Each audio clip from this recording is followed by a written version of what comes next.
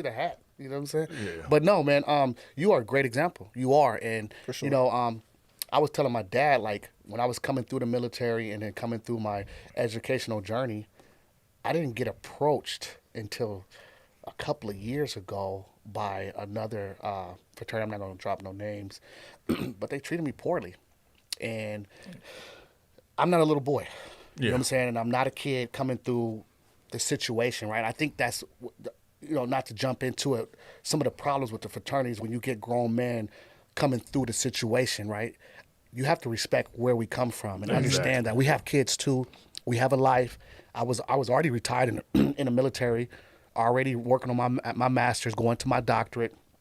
So I didn't think that you needed to treat me like that, right? Not saying that she was trying to haze me, but this guy would come into where, first of all, I just fell at my lowest level.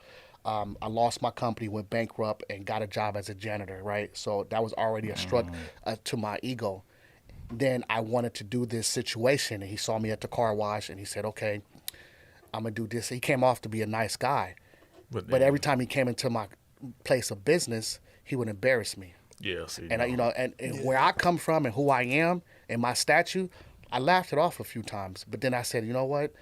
You mean that? Yeah, you're not gonna Like sun you're me. not gonna do that Yeah. to me. So and then it went to a point to where my grandfather, he was a Kappa, my grandfather, and you know what I'm saying. I started to think back like.